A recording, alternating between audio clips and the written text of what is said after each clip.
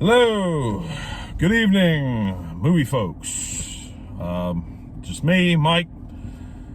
Just got out of seeing My Big Fat Greek Wedding 3 on the big screen at Cinemark. I was questioning whether or not I was going to come out and see this late, as I've been kind of wiped from work recently, but here I am. I wanted to get out a recent movie that just came out, and well, it was either this or The Nun 2, and I'm supposed to see The Nun 2 with somebody next week sometime, so I guess it just left it up to this. So I came out to see this. I saw the first two My Big Fat Greek Weddings the other night for the first time ever. And quite frankly, whenever you mention that there's a My Big Fat Greek Wedding 2 to anybody, they kind of look at you like you have two heads, because they didn't realize that a lot of people don't realize that there is a second My Big Fat Greek Wedding. So anyway, I just remember the big hype about this movie that when it first came out. I think it came out in 2002. And it was written by the girl that plays Tula in the movie. And quite frankly, I couldn't believe I had never seen the movie before that moment, because I heard so much great things about it, and I actually put a care package together for somebody that, that I was seeing at the time. And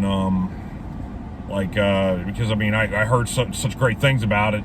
And she was yeah, put together a care package for me of romantic comedies, chick flick type movies, and this one, the first My Big Fat Greek Wedding was one of them that that I put in there, and I believe that it came with the second one too.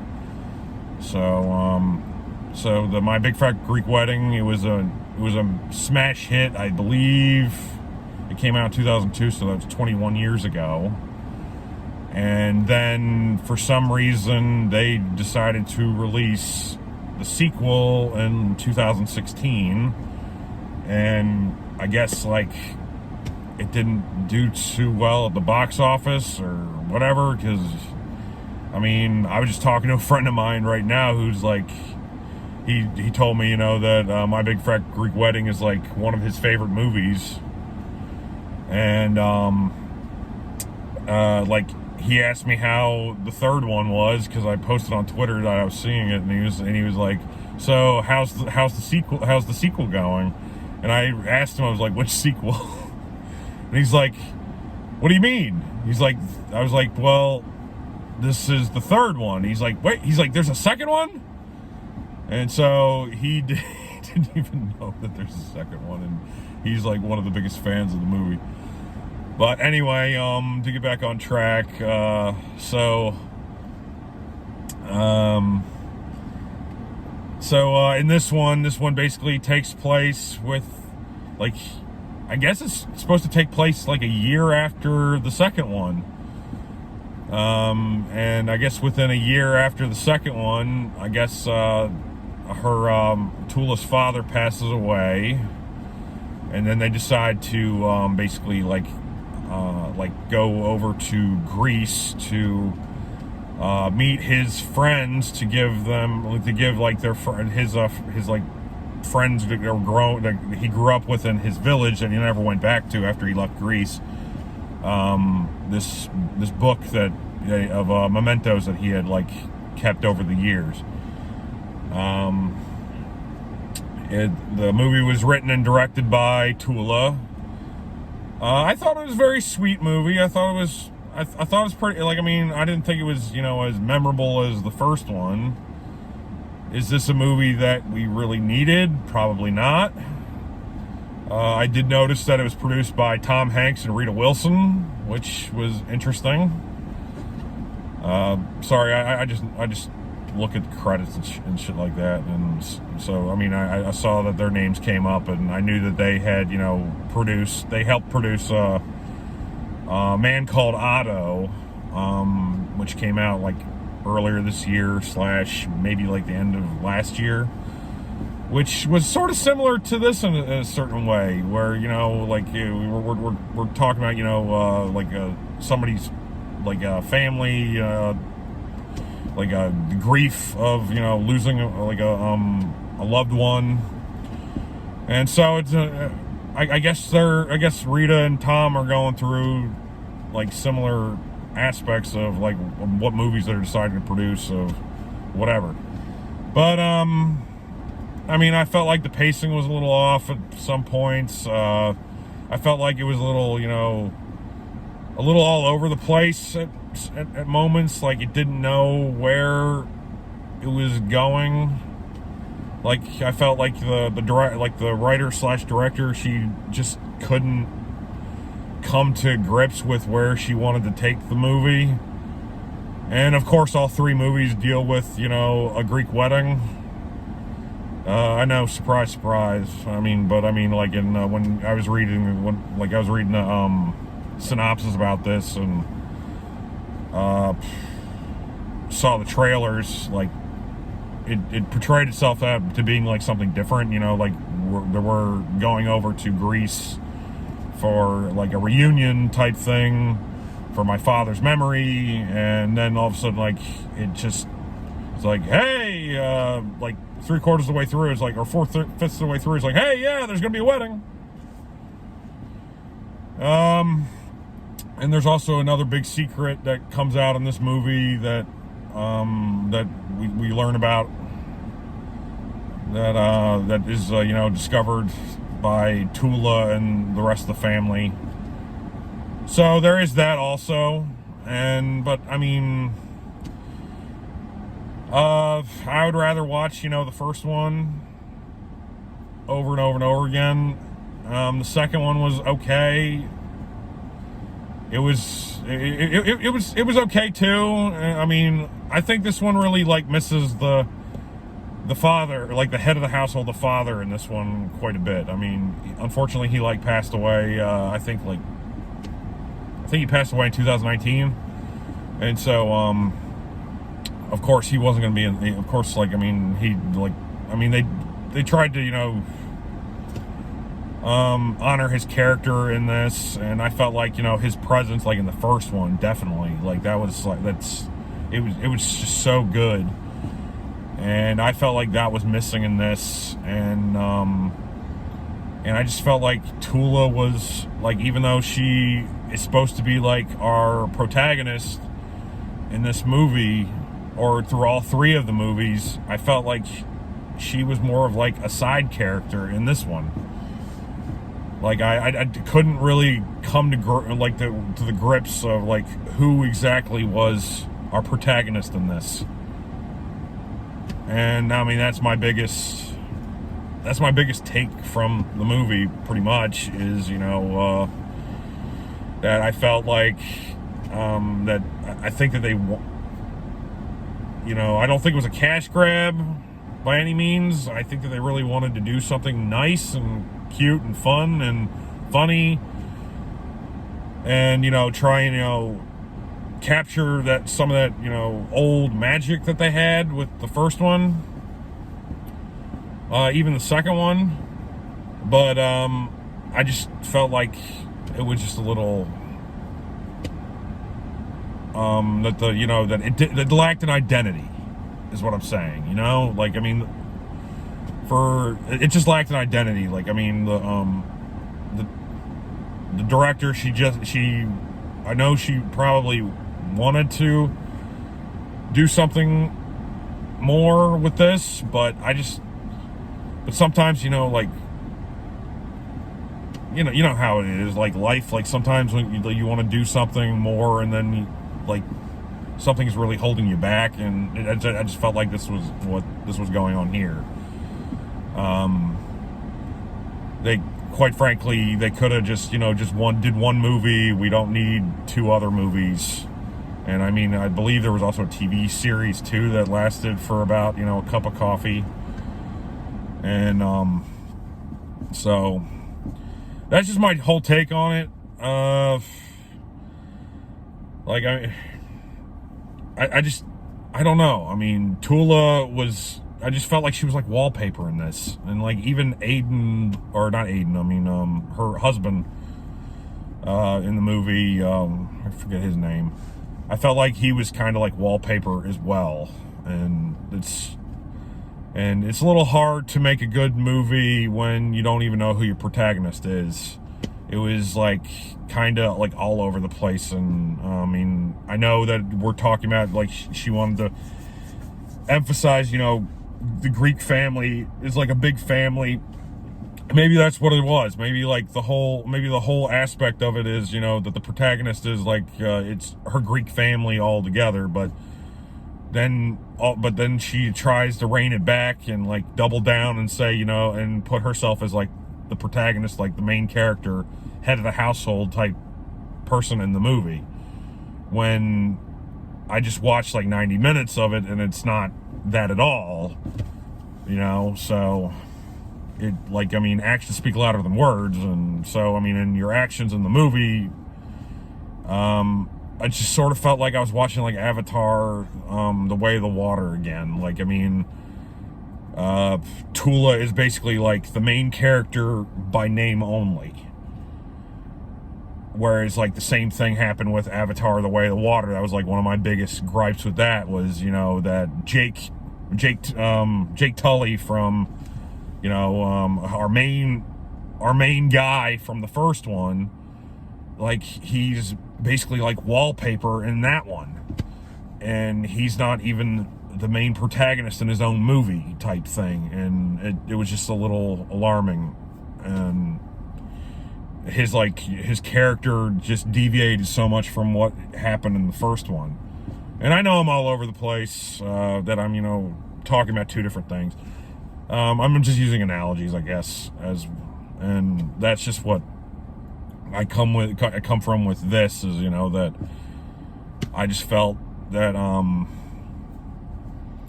that over 3 movies that we know who the character Tula is, and I just felt like she just, for whatever reason, she just wasn't a main factor in this movie. And that's just how I feel. And anyway, if you've seen it, let me know what you think. I know that I'm seeing a chick flick type movie, but hey, I'm trying to do a movie review channel, so I mean, I can't pick and choose what I'm going to see. I'm just going to go out and see them, do a video on them, and we move, and you know, I move on from there. And that's just what it's going to be. I mean, it's not going to be that I'm just going to go out and see everything that I want to see. Do I think, like, as an overall grade of, I would probably give this movie like a C.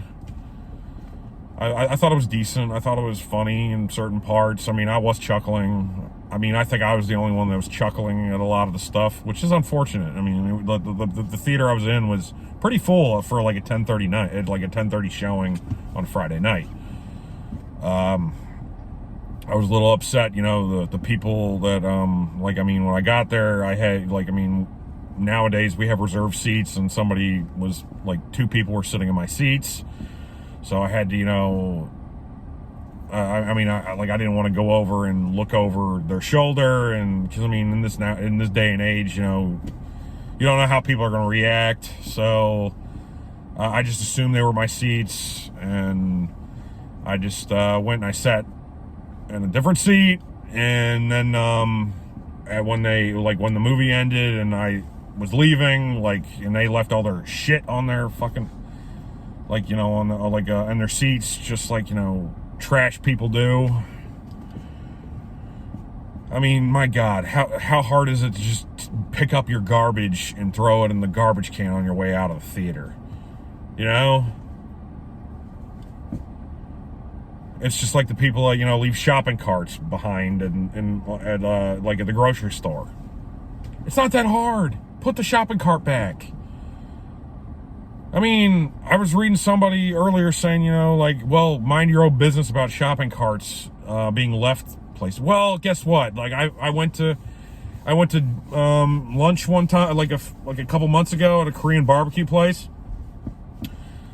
I was like when I was leaving to go back to my car afterwards to go home. Guess what I find?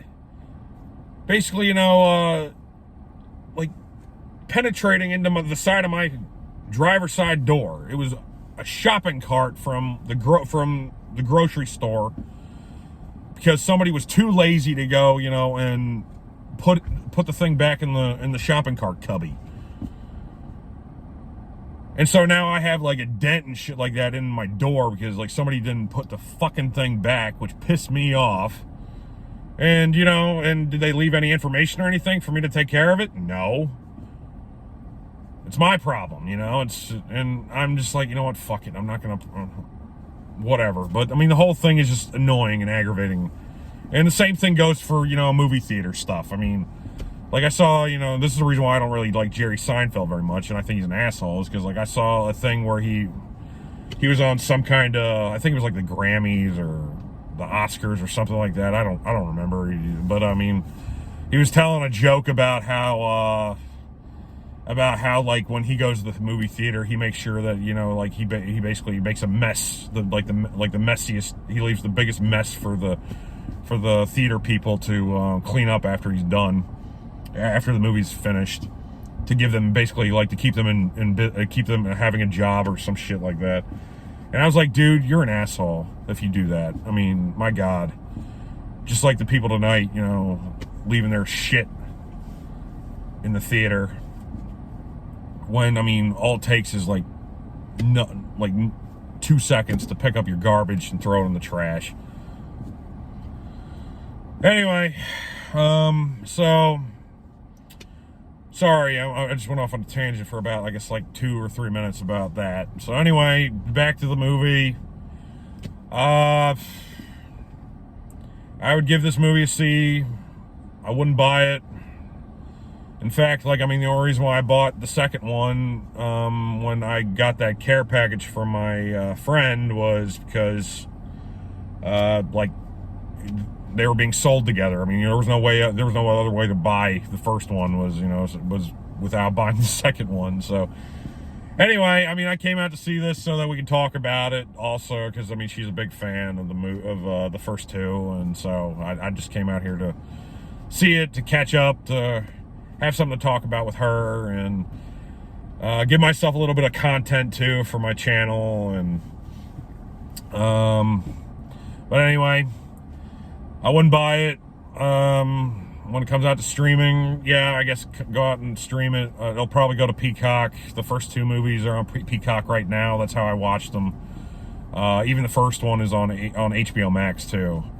So if you want to watch them, they're on Peacock. They are on streaming services. They are on Peacock, and the first one is on HBO Max, or it's called Max now. Oh God, which has like the same logo as like Pepsi Max. Anyway, but yeah, comment below if you've seen any of the first two. If you've seen this one, let me know what you think. Subscribe, share. Tell me if you like these kinds of movies. I'm looking forward to reviewing possibly the Before trilogy that Ethan Hawke did, and I think the first one started in 1995, and then the next one was like 2004, and then the next one was 2003 or 2013. I'm sorry. So I'm thinking about doing that because that's like one of my favorite trilogies, and nobody really talks about it because it's like an independent film. Like, they're all independent films, like directed by Richard Linklater, and he's done a lot of great films in the past. Some of them not so great. What was that one?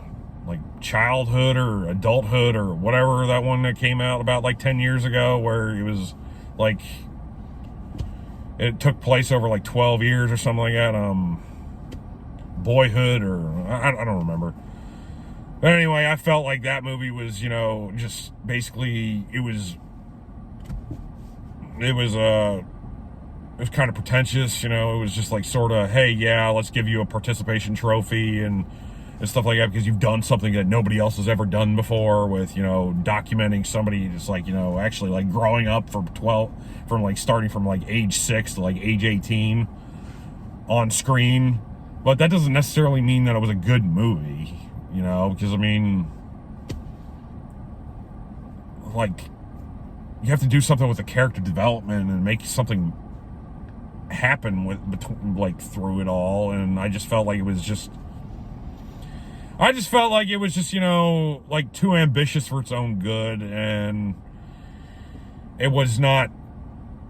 It just like I just felt like it was that it just got a lot of critical acclaim because, hey, yeah, we're watching a kid grow up, you know, from age 6 to age 18 on like within like a 2.5 hour time frame. But anyway, that's a whole nother story.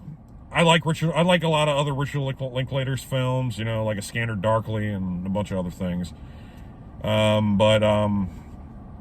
I do believe like he is a little under the radar. That a lot of people don't talk about it, like a lot about his movies, except for maybe like Dazed and Confused, and that's about it. Like, I mean, I don't hear anybody really talk about any of the before movies, which maybe the reason why is because they're heavily like dialogue driven and stuff. But oh my god, like I remember watching Before Sunrise, and I was so immersed with the film that like by the end of it, I felt sad that it was over. You know, like I mean, it was just such a great experience. If I could go back and I could experience any film for the first time again, it'd probably be that one. Because it was just so amazing. I mean, what they were able to do in like a one setting thing with, you know, just dialogue. But anyway, I'm off topic. I guess maybe like watching this made me, you know, really start thinking about, you know, other trilogies I'd rather watch.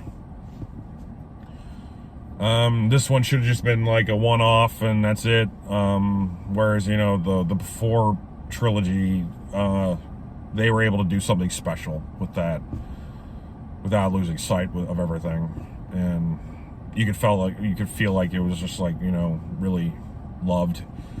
This, I mean, I felt like the director wanted to say something but couldn't really get their message across of what they wanted to do, is what I'm saying.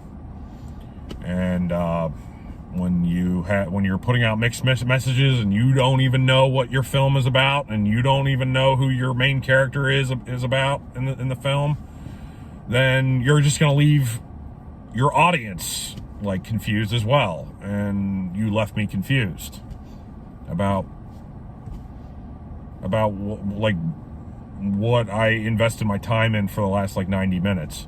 I mean, there were great moments in this that I'm not going to go into because I don't want to spoil them. But overall, I felt like the good moments didn't outweigh the confusing / bad moments in this, you know. So I just give it an average grade. And I mean, like for example, I mean, my dad and I earlier today we went and saw Gran Turismo. Again, I went and I saw Gran Turismo again for the second time in a week, and we left that and we were like, oh my god, that was like such a great movie, and it still holds up the second time through. And I mean, that movie had like great character development, tension, pacing was on point, the music was fun, was good, you cared about the characters. And this was just like sort of like a carbon copy of the first one with like not as much heart as the first one. I mean, it had heart at points, but not really enough that I would say it was worth making. Anyway, I'm all over the place. But you know this if you watch my reviews. You know, like I go off on tangents and I talk about things because I just really get into the film and I get really into everything about the making of stuff, and I really just love. I love this kind of stuff, you know, and I love talking about it with people. And so Matt's not with me tonight, so I'm just doing it by myself. And hey, that's all good. And anyway, I hate to do a shameless plug, but I'm going to anyway, because, you know, hey, I don't have any sponsors. I don't have a Patreon for this or anything. But, like, I mean, one way you can help is, I mean, you see my beanie that I'm wearing. I work for Coldwell Banker. I'm a real estate agent. And I work in Maryland, and I have a license in Pennsylvania as well. And so, I mean, if anybody's looking to like buy or sell their homes in Pennsylvania or Maryland, I'll leave my information in the description below, and just let me know, and I'd love to help you find a forever home or sell your home. I've been doing it for almost 10 years. I know what I'm doing. I'd love to help you out. And you can help me out too. So, because life is expensive. So, anyway, I'll probably be putting these kinds of things in all my videos from now on. Is, you know, because life isn't cheap, and I like doing these kinds of things, these kinds of videos and everything, but I mean, I'm not getting paid for them, and none of my stuff is monetized or anything, like you know, a lot of YouTubers and shit. So maybe I will start Patreon, I don't know. But anyway, that would be, I mean, like, this would, you know, help me in the long run with my career and everything else. So anyway, it's been a pleasure talking to you about this. I look forward to reviewing the next one. And the next one will probably, actually the next one is going to be Perfect Blue. I see that with Matt on Sunday. So we will be back with you with another We Like Movies extravaganza on Sunday. And he'll probably upload it on Monday. And then I will be going to see The Nun 2, I think, on Wednesday. Which is not a good day for me. But anyway, that's beside the point. Thank you for watching the video. If you have any, if you want to basically, you know, say anything or, you know, comment about anything, just let me know. And follow me at, I'll put that in the description as well later, at Replicant Pinky on Twitter or X or whatever the hell you want to call it. I do have Blue Sky too. I'll probably put that in there as well. But anyway, have a good night. Thank you for watching the video and subscribing. Everything helps. So, good night.